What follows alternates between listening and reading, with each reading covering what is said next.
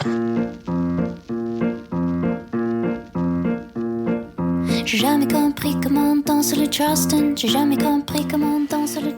Goldwyn of Metro-Goldwyn-Mayer said, "It's absolutely impossible, but it has possibilities." This is the Producer's Lounge podcast. I'm your host, Richard Tucci, and on this week's episode, we have producer Donna Wheeler, who is an entrepreneur, filmmaker, artist, closet poet and songwriter, harmonica buff, ex-skydiver, writer-director, survivor of a lightning strike, violin player, truth seeker, lover of justice and love stories, prior ad agency copywriter, prior med student, part-time photographer, space and NASA addict, and cineast. Her debut feature, the micro-budget family comedy Death of a Saleswoman, won Best Feature, Best Director, Best Narrative, and Best Comedy at US and Canadian festivals. It's in US and international release. She's also an award-winning screenwriter and heads her own LA-based production company making films, transmedia, and digital projects that explore and expand diversity. One of Donna's specialties is packaging projects, and she approaches it from a more abstract reverse engineering perspective. So sit back, relax, and enjoy my conversation with producer Donna Wheeler. First I was over by Sunset and the 101. Yeah. Two different places. And then I moved here about 4 or 5 years ago, and I love it.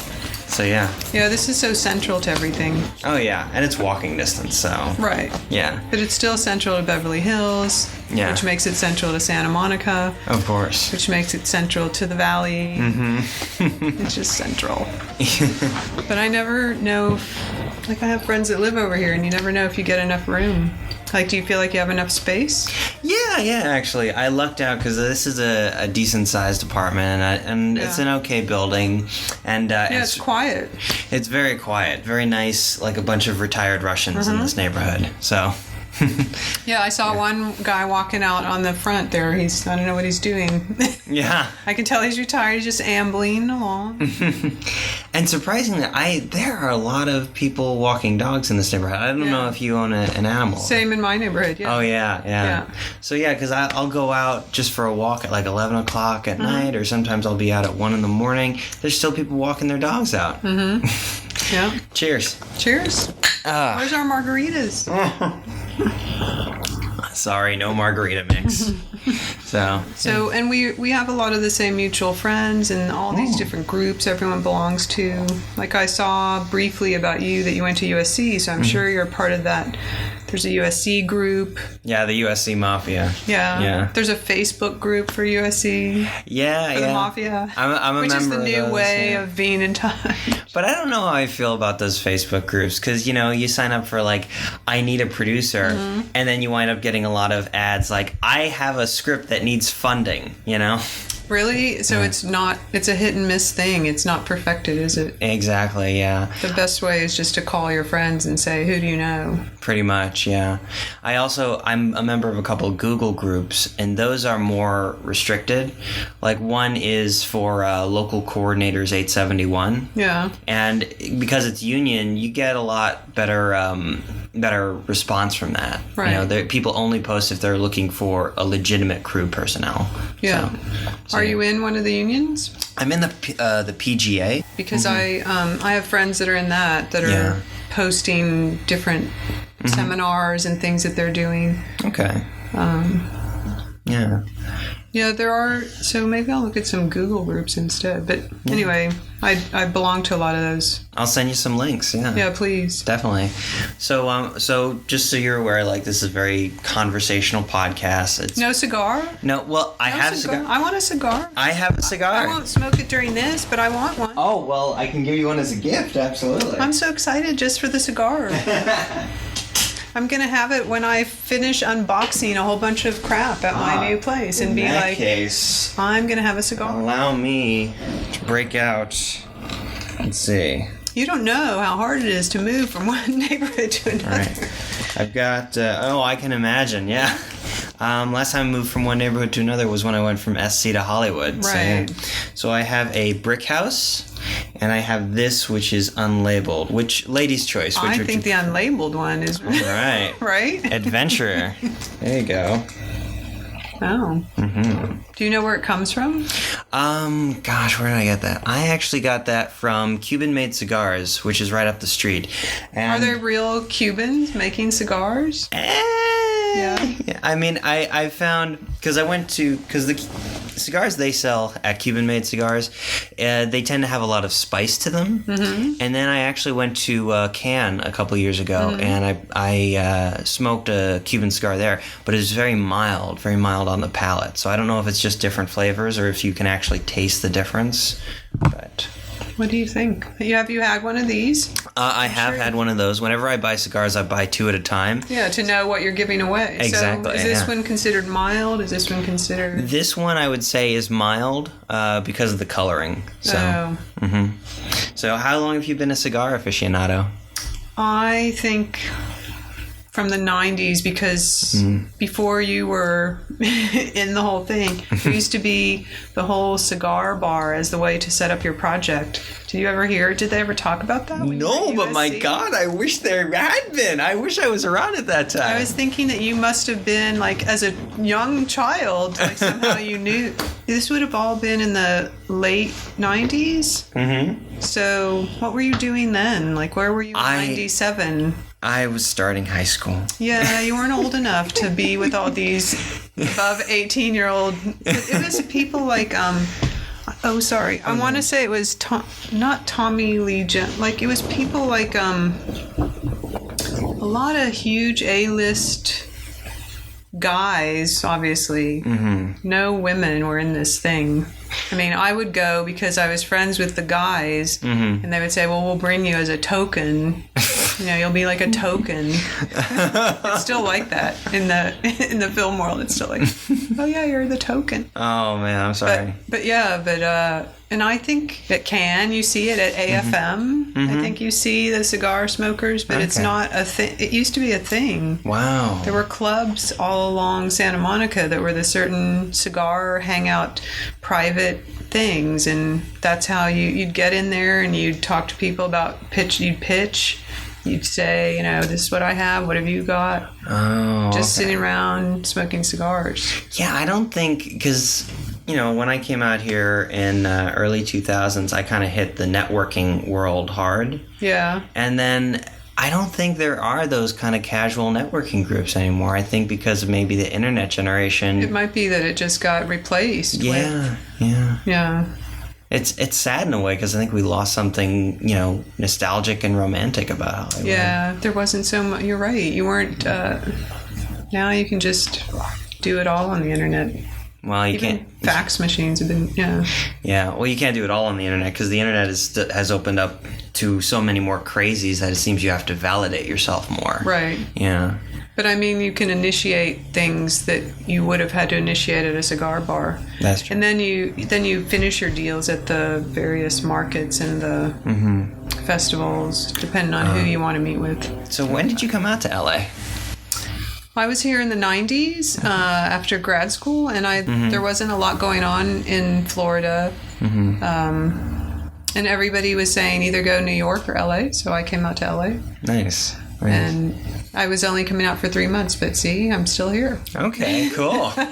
So how did you, in those first 3 months, what happened? How did you fare? What were some of your surprising realizations? Oh, it was really easy to, as long as you network, like we were just saying, and go to enough events, you can find your tribe and hook up with your tribe and start making projects. So that's what happened in those 3 months. I think it happened within 30 days. Wow. That I went to, people were suggesting, oh, go to this, go to that, without the internet.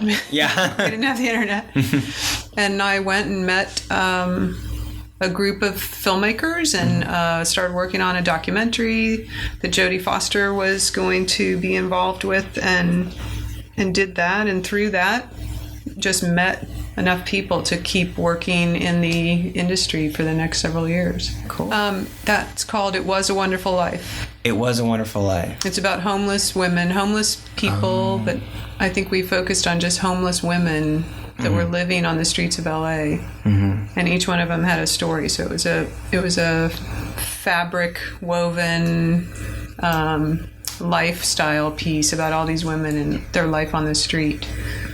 And they were average housewives who had become homeless. Oh, wow. So it was looking at how easily in the economy, our American economy, you can become homeless and what it does. Some of the women had children that they were living on the streets with children. Yeah. Because their husband had divorced them or...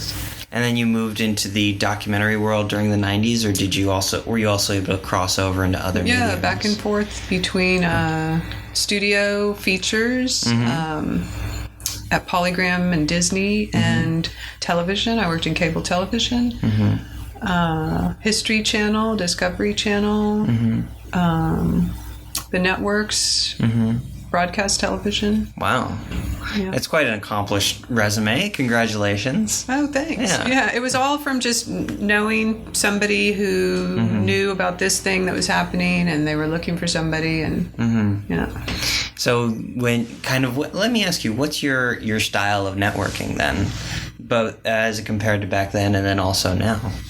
Well, now it's so different, with social media. Yeah. It's just completely different. Before it was driving to the actual thing and meeting the people and it's still always going to be this thing in Hollywood where you work with who you know and you work with who someone else knows and you work with people that you like and that you jibe with, like what you were saying. And so that style has remained the same no matter how we're connected. But now I see a lot of meetups now that you can do, through meetup.com for film projects and crowdfunding gets people together where it didn't exist in the 90s. So I think I've trended with everything else, with meeting people through social media or putting projects together using social media. I met a current producer type who I'm working with. We met, I'm trying to think. Oh yeah, I met through putting an ad on a social media site, and then met her at AFM. So let me ask you, when did you decide that you wanted to move more into packaging and putting together projects from that perspective? I think that's after 2008. There was market. There was many things that happened in 2008. Yeah. I mean, it was it was kind of like a Titanic where there was a bunch of things waiting to happen and they all happened at the same time. Yeah. I was reading an article by Linda Opes the other day about this, where all at once there was the writers and the actors strikes. There was the crash of the DVD market. Right. And then also there was the recession all hitting at once. Yes. It was a perfect storm. Yeah. And all these distribution models crashed and burned as well. Not only the end of DVD, but many of the distributors who had set up and gone gung-ho from 2005, 4, all the way up through 2007. Those companies, many of those companies crashed or couldn't sustain the business model that they had set up a few years before that, especially with DVD going away and a lot of other channels went away as a way to reach the consumer. And then at the same time, there was positive things of the computer and the ways to get to your audience broadened. That was YouTube, was created in 2006 and nobody was on. I joined it back then and it was sort of a wide open frontier. It still is wide open frontier. And you're thinking, I wonder what I should say and who I'm talking to because nobody was really on it. Yeah, a lot of things, but see how that shifted from 2006 to 2008. He sold the company. Oh, okay. The guy that created it sold it to Google for a couple billion bucks. And then it became additional backstory. And then it became a way to reach your audience. Nobody thought about it like that. Nobody thought, oh, someday this will become an actual channel where audience members will go to see content, which created then Hulu, which created Vudu, which created Netflix streaming. All these things were created in that same window when the economy was crashing. So through that, as filmmakers, we all saw that there were different trends. The landscape completely changes and has been changing every 6 months. I don't even want to say a time frame because even the time frame changes. So it's where you realize, let's put on different hats and we need new skill sets. And maybe in our film school curriculum, they didn't touch on any of this because it didn't exist. So let's go out. You kind of have a spear or a stick and you're going through the woods and you're just parting all the foliage and saying, what's out here in this new wilderness? Yeah, no, and also the rise of Kickstarter, too. I mean... Right, crowdfunding, really. Yeah. So what was the first project that you jumped on in this new space in 2008 that you said, let us go and hunt the big buffalo? It was, let's see, I was doing web series back then. Remember how web series were becoming a thing? We actually did an episode with Kim Evie on the Guild. So, see? Right. That was when a lot of those, remember the orange, what's the something orange. Anyway, a huge one in 2009. Gotcha. It was a huge one. So there was a web series. It wasn't any one particular project that stands out. It was a multiple,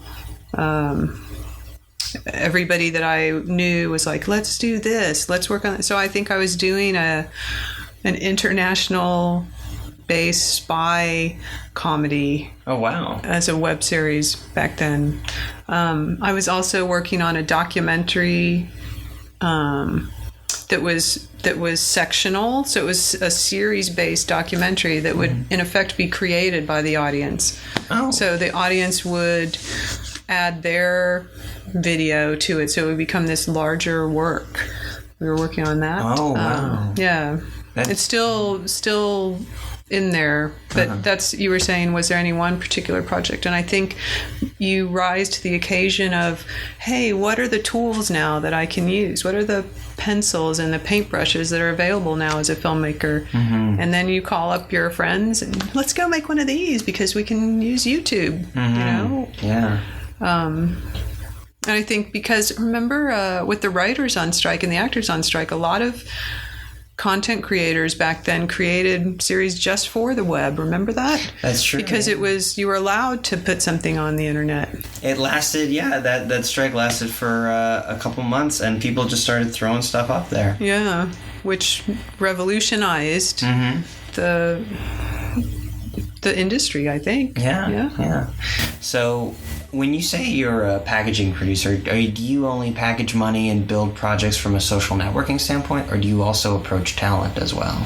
Yeah, I think it's the whole picture. It's packaging now means, this is how I understand it to mean, is any creative aspect of the project.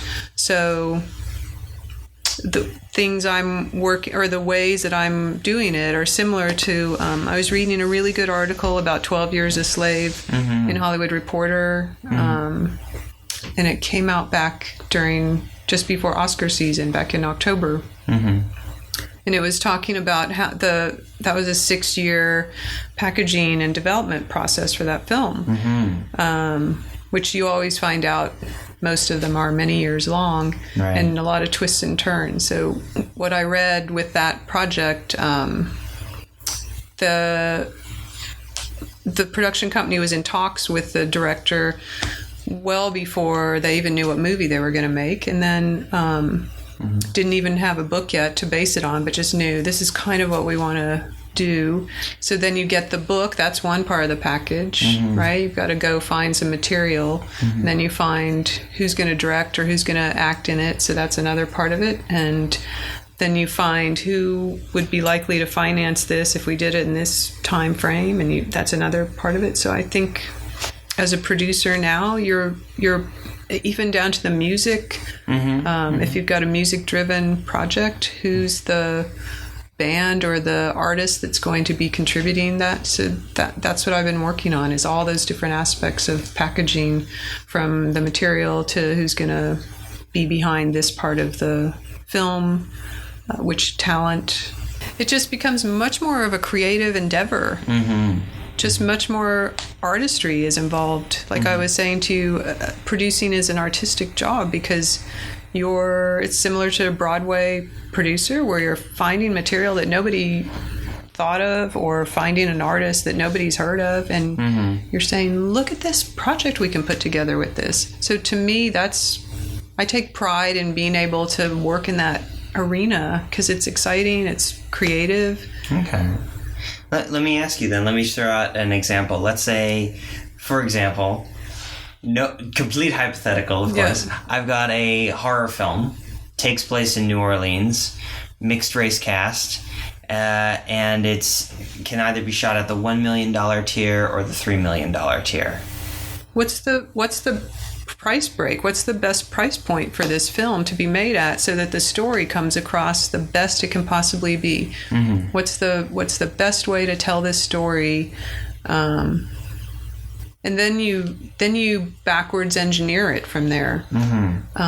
So before I even started with the 1 or 3, I would make sure that that's the right price point for the material, and then package it the way that it needs to be for its identity. And sometimes the film will tell you its identity, and sometimes it shifts and changes while you're packaging. That's why what I was going to say about the long years that go into packaging, often the film takes all these different shapes. Gravity is another great example that I've read recently where it didn't come into being of that particular film until it couldn't be this one that they wanted originally or that one, and then they had to rewrite it because the technology, and then they had to rewrite it again, and then they had to change this and that because the technology, and then they had to wait, and they just kind of had to wait until technology was created that could do what they were thinking of, and then move forward a little bit more.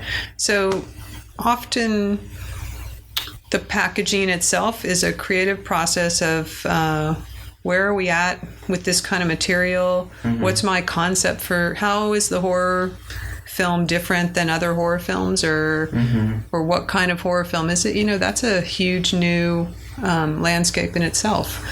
Different kinds of horror genres that are mixed. Well, maybe I should have backed up my question then, which is, how do you, as you're looking at a project, what are the other questions you ask yourself to say, what kind of price point is this?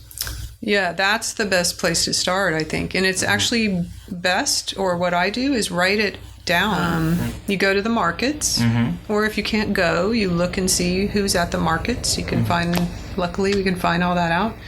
And you research who's doing similar projects to this that feel in creative organically as the producer, that feel the same. And so who should I be, what range should I be in, and who should I even be talking to after I get to the distribution phase? You can find that all out by who's making these and who's distributing ones that are similar. So you go and look and say, is it a paranormal activity, or is it, or is it in an Inception, but horror based, right? Remember Inception with all the special effects? Of course, yeah. So you've got that range, and then you package it appropriately. So if it's paranormal activity, you know that package, what that looks like. It's based on the script. It's based on clever use of editing and cinematography and shots, not even lighting, but just the choice of shots, the choice of how many actors, the choice of location, all of that inform that film. Versus Inception, where we need big name actors, or we need special effects, and therefore now we need big name actors because the special effects are going to require a certain level of cost, and that's how I would approach it. Yeah. And for you, it seems like the first journey, well, let's say, for example, that the person is not as experienced as you or I. Basically, one of the first things they could do as a resource is going through the markets, looking at similar films, similar posters, and then seeing what those ranges are done at. But then also there's sometimes a lot of misinformation. I worked on one project, and the budget on IMDb is listed as $3.5 million. And it wasn't. No. And when you look at Box Office Mojo or any of those other resources? Was it corrected later? Did you ever check? You know what? We actually... that particular project was never released theatrically, so it was never listed on Box Office Mojo. Oh. But in addition, Box Office Mojo only paints a section because it only reports domestic box office. Mm-hmm. And so you never see what financials do internationally or DVD or streaming or those ancillary markets. So... And I think, you can do your diligence and find that data if you look hard enough. And it's probably more common than we think that budgets are misreported on whatever sources. So what I would do to counteract that, I would check several different films, and you can make a ballpark, and also read, like we're saying, the case studies behind the films. Like Paranormal has had reported budgets of all over the map. So it's good to just maybe go back to some of the earlier articles and say, what was that real budget before they inflated it for the cost of publicity? Of course, yeah. But somewhere in there you can, and talk to friends who have made similar, a lot of friends of yours have probably made a similar film. Of course. And they can tell you. So, as a producer, you want to think of, where can I educate myself of what I need to do to protect this investment, make it a good business investment. If I'm going to get a bunch of people involved and go look for this money and then get it distributed, like you were saying. Let's say that you decide it is $1 to $3 million. So then you would put together your package of either of those. You can have your 1 million package or your 3 million, or you could even have your 100,000 and your 1 to 3. And then you just need to find places to put it out there, to pitch it to, and find out who would be interested in that particular package. And of course, those also can be kind of putting together your list of companies to your top 10 or your top 20 or your top 50. But also you have to do your due diligence in terms of finding out if the company has an in-house financing deal, or if they have connections to financiers or a studio deal, or if possibly they're just a soft services company where they can give soft money, but then you still have to find a third to half of the money and financing elsewhere. And then often some of these soft money companies, those kind of negotiations can be tricky because they are providing services. They will sometimes inflate their costs, add an additional producer's fee, and they want to be considered last money in, first money out status. Do you find that those kind of attachments are difficult, or do you think that they are worthwhile when looking for a soft services company? I would say it all depends on the film and the project that you're doing. I'm thinking I can think of all these various examples. For every example you can think of that where they did that sort of deal, there's many that worked out great. There's many that should have been some other deal. There's people that are just doing it by themselves. I think this past year I was at an event down, I think, in Orange County, and heard about somebody that was waiting to get the last $200,000 for $1 million film that was completely financed by non-industry benefactors. Okay. So Russian mafia. Right. No strings attached. Well, with them there might be strings. So, there's, and I think this has been ever since 2008, that you hear, for every story that you hear, somebody said, oh yeah, I linked up with XYZ soft company and I had this bad deal, or I had this great deal. For every one of those, you hear about somebody saying, my uncle Jimmy, he came into some money and we're making a movie. There you go. So I don't know, it really depends on the project.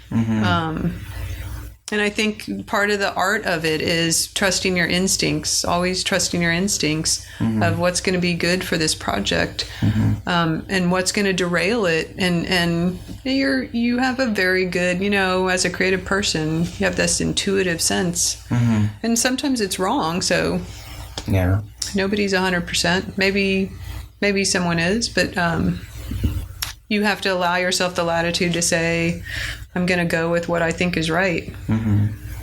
So what do you see as some of the overall trends in packaging projects moving forward?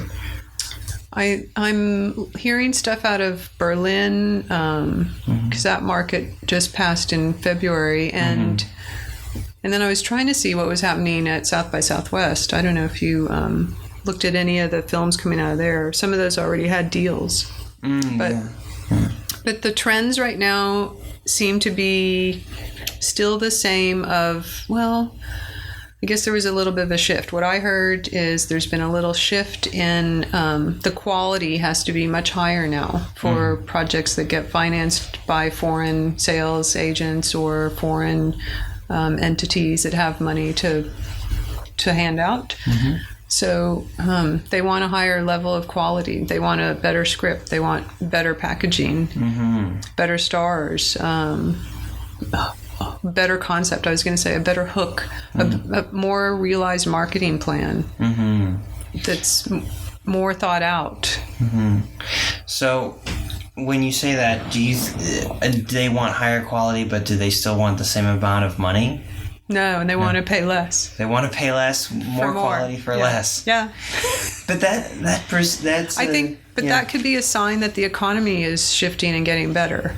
Really? How so? Because I think 2 years ago or 3 years ago at Cannes, was it 2010 or 2011 that nobody was doing any deals? Yeah, I remember there was one article about AFM a couple years ago, and they literally described the hallways as a ghost town. Yeah, so there was a couple of years of the fallout of 2008 where just everything was flat, and it was a global recession. It wasn't just the U.S. Of course, so it was affecting countries that for years after they still had limited resources, and art is one of the first things sometimes to go. And so I think the shift is almost a natural. I'm not an economist, but it seems natural that, okay, now that we've been buying a lot of things that are mid-quality, now we want to pay less and get better quality. It seems like a good reaction to the market being saturated maybe with the prior projects, because we know that there's money. It's a buyer's market. I think just like the housing market, it's shifted around a little bit. I wouldn't be discouraged. I would just spend more effort in your packaging. Now with that trend happening, okay, I've really got to be astute about what I'm putting together and take the time to make it a good package. Okay. And making a good package is, of course, your acting, your directing, your keys, if you will, your DP and your sound people and your music people. And keeping your budget appropriate for all of that and appropriate for the script and concept.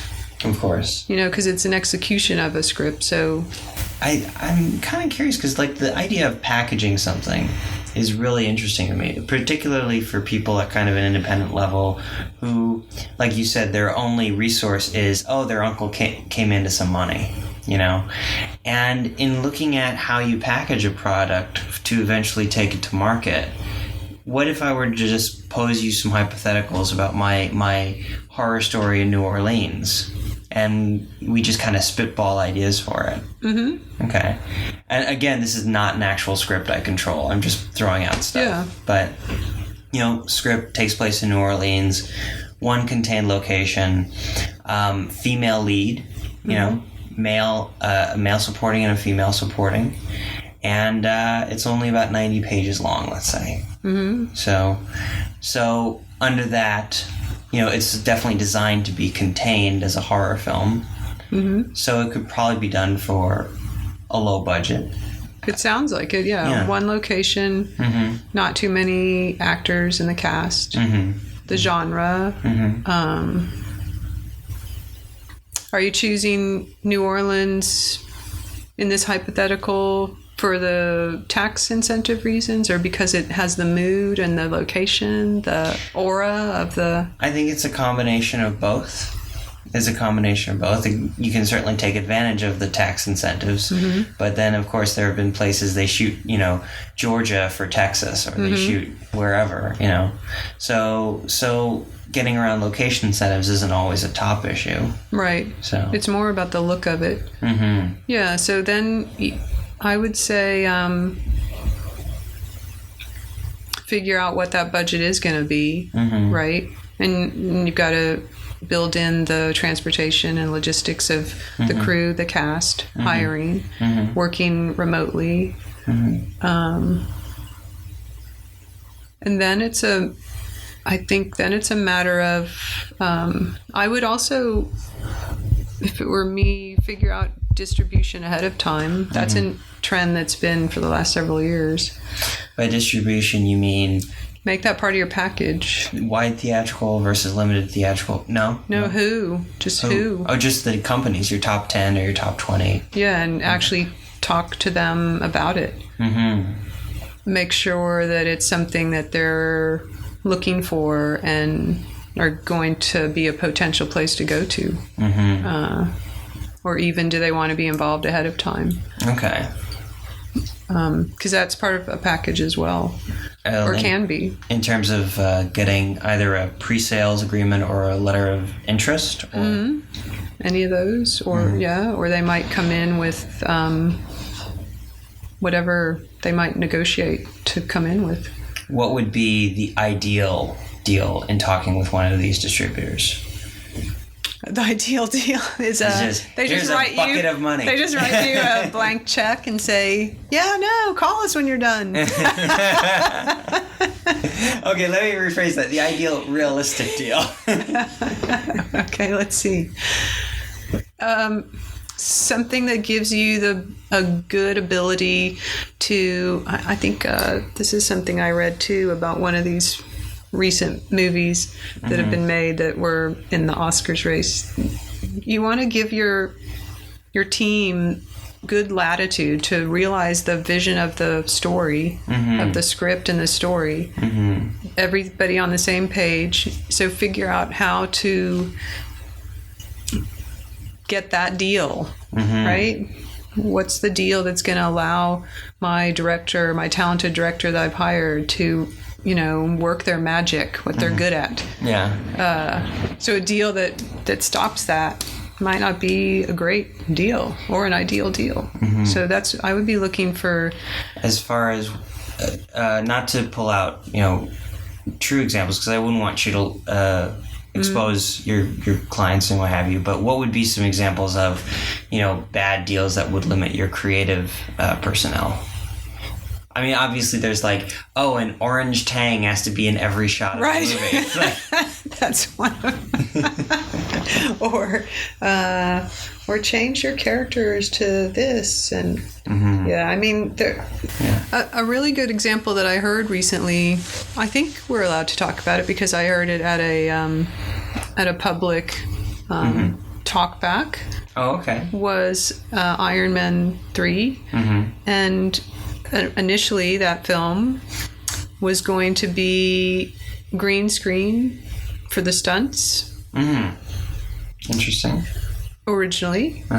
And the stunt department convinced the studio executives who were in charge of that sort of decision making to instead do it live with actual stunts on location, like doing the skydiving stunts. Oh, okay. For real. Wow. Instead of putting it in front of green screen and just having the actors all in harnesses with wires that they would then rotoscope out later, they went ahead and proved, essentially the stunt department went off and proved to the studio that it made sense financially and in a packaging sense. They almost were acting as part of the producing staff by saying, look, here's what it'll look like. We all know this is what it'll look like in cost if we do it green screen. But this, and they went out and shot the actual test footage. They took like 5 scenes out of this, or 5 pages out of the script, and shot the actual scene at the skydiving camp with world-class skydivers, brought that footage back, and said, this is what it would cost, and this is what it would look like to do it this way. And it was clearly better. And it would have been restrictive, and they showed why. Why is it better? Why does it tell this story better to do it this way? Look at this. This is actual factual data. That can be a very valuable tool or thing to do, and you can think about it as a producer in a smaller way. If you had to show some company, look, this isn't going to work for me, and they say, no, but it will, and you can show them why. Sometimes they may agree. Gotcha. Okay. So that's a good story. I think it's a inspiring story just on the face of it to say, you know, just because this is the conventional way to do it, this is going to be a better way. More people are going to come see this movie. More people are going to enjoy the movie. It's about, you know, falling out of airplanes. So shouldn't we just do what it... And you'd said also as part of your package, it's good to have a good idea of a marketing plan before you even start production necessarily. Yeah, another thing that you would sit down and write out. So what are... Because that's another thing, like, you know, with pitches a while back, you hear like, oh, it's, you know, it's good to go in with a spec poster, for example, or a spec trailer. It still is. Yeah. The trailer thing for the last couple of years, I think it can go either way. Depends on why you're doing it and how germane it is to your package. So, like the skydiving example, if that were your hypothetical film and it relies on that so much as part of the superpowers of the characters, then you can storyboard it. Then you can do the animation storyboards, and then going out there and making like a little demo. For us, that's a very dangerous thing. We wouldn't be working in that arena, but or maybe we would be if we hired those people. But yeah, making some kind of little... That's what the trailer functions as, right? It can be like, this is what we can pull off. I don't know that it's always applicable, but the marketing materials, yes. It sounds like, from a trailer perspective at least, that it would benefit from a CGI movie, but not necessarily for like a character drama or a relatively low budget movie. Yeah, unless, I just heard this example the other day, unless somebody's asking for it on the end of greenlighting, saying, oh, we want to see something like that. Okay. And then your green light is there. So then, yeah, it's relevant. And then in constructing your marketing plan, what other aspects would you want to think about? I mean, one of the things that comes to my mind is, of course, like your EPK and behind-the-scenes specials, which they used to do on HBO all the time. I don't know if they still do. But then also there's things like, you know, if, for example, you're making a horror movie based on a haunted house in old New Orleans. I know, beating a dead horse. But if you're making something based on that, then one of the good strategies might be to go to the History Channel and work with them on focusing on tie-in like haunted house specials to tie in with your film in coordination with the release. Yeah, that's a great idea. That really adds a lot of value. It also targets your niche audience. It would be built in. It demonstrates your hook to people in a way that's original. And yeah. And kind of thinking about this, do you also consider how to best structure the Facebook and Twitter question? Not just, do we have one? Because nowadays... Yeah, you just have one, right? Yeah. But how do you decide what goes on there necessarily?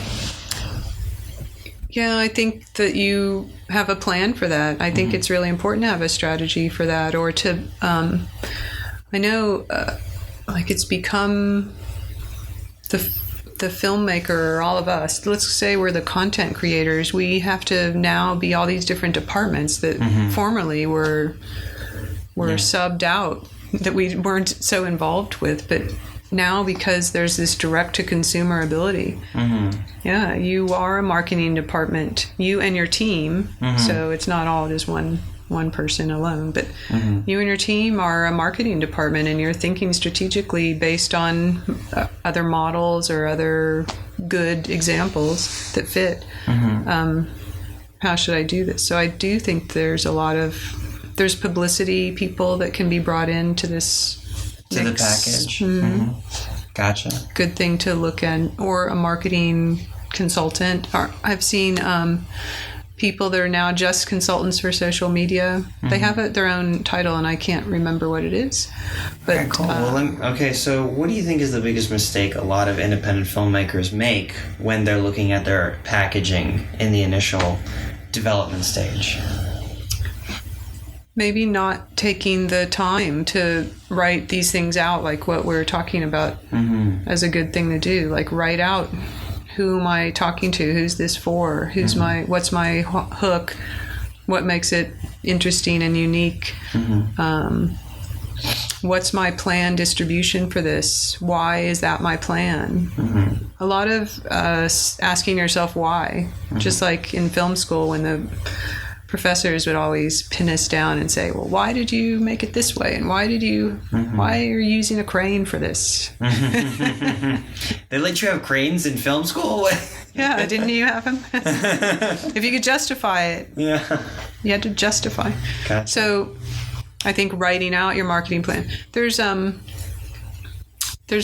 like each time I have a project, I have this binder of, and it's all in its various sections of these things that we're talking about, and writing it all out and planning it. Yeah. You need that blueprint. You need your business model, because it's such a complicated endeavor that goes across so many years with so many people. Of course. So I think one of the mistakes maybe, I mean, I don't know what everyone's doing out there, but one of them I could imagine is not taking the time to do enough of that ahead of time. And then, so maybe Uncle Jimmy calls you and says, hey, I've got that windfall that you've been looking for. Here, I'm sure you have some script ready, and you just take the first script off the top, or something that you've been wanting to make without a plan, and just go. So now you have this film that you have to backwards engineer almost of how you're going to do all these things.